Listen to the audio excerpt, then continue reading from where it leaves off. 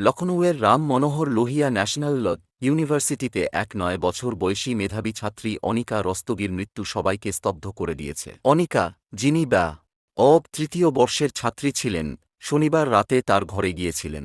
কিন্তু সেই রাত এবং তার মৃত্যুর রহস্য এখন গোটা শহরে আলোড়ন তৈরি করেছে। অনিকার বাবা সন্তোষ রস্তগী এনআইএ, ন্যাশনাল ইনভেস্টিগেশন এজেন্সি তে আইজি পদে কর্মরত।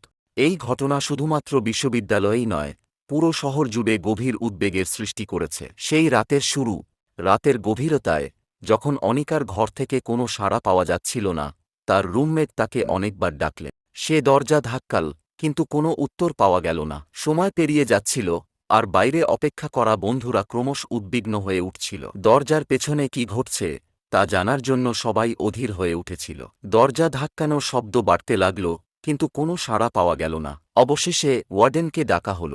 দরজা খোলার সঙ্গে সঙ্গে যে দৃশ্য দেখা গেল তা দেখে সবাই শিহরিত হয়ে গেল। অনিকা মেঝেতে পড়েছিল, তার শ্বাস চললেও তা খুব ধীর ছিল।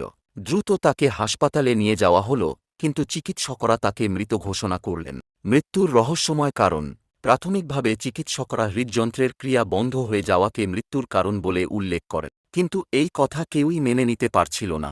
অনিকা, যে সম্পূর্ণ সুস্থ এবং সবল ছিল, এত অস্বাভাবিকভাবে কিভাবে মারা গেল? সে ছিল এক প্রাণবন্ত মেয়ে, সবসময় হাসিখুশি। তার এই অপ্রত্যাশিত মৃত্যু সবার মনে অজানা ভয়ের জন্ম দিয়েছে। মৃত্যুকে ঘিরে সন্দেহ। পুলিশ এই ঘটনার তদন্ত শুরু করেছে। অনিকার মরদেহ ময়নাতদন্তের জন্য পাঠানো হয়েছে, এবং প্রকৃত মৃত্যুর কারণ ময়নাতদন্তের রিপোর্টের পরই জানা যাবে। পুলিশের ধারণা, এই মৃত্যুর পেছনে অন্য কোনো গোপন কারণ থাকতে পারে। অনিকার ব্যক্তিত্বের ছাপ। অনিকা, যিনি নোডার বাসিন্দা ছিলেন, এক উচ্চপদস্থ আইপিএস অফিসারের মেয়ে। তিনি শুধু পড়াশোনায় নয়, বিশ্ববিদ্যালয়ের নানা কর্মকাণ্ডেও সক্রিয়ভাবে অংশ নিতেন। তার বন্ধুরা এখনও তার অকাল মৃত্যুতে হতবাক। তারা কেউই বিশ্বাস করতে পারছে না যে তাদের প্রিয় অনিকা আর নেই। সেই রাতে ঠিক কী ঘটেছিল? শনিবার ৩ আগস্ট রাতে অনিকা তার ঘরে গিয়েছিলেন, কিন্তু তারপর থেকে আর দরজা খোলেননি। তার রুমমেট ফিরে এসে অনেকক্ষণ দরজায় কড়া নাড়লেও ভেতর থেকে কোনো সাড়া আসেনি। দরজাটি ভিতর থেকে বন্ধ ছিল। অনিকা নিজে কি দরজা বন্ধ করে দিয়েছিলেন, নাকি ভেতরে অন্য কেউ ছিল? প্রশ্নের কোনো শেষ নেই, এবং প্রতিটি উত্তর আরও নতুন প্রশ্ন তৈরি করছে। শেষ ধাঁধা। পুলিশের তদন্ত অব্যাহত রয়েছে, কিন্তু রহস্য আরও ঘনীভূত হচ্ছে।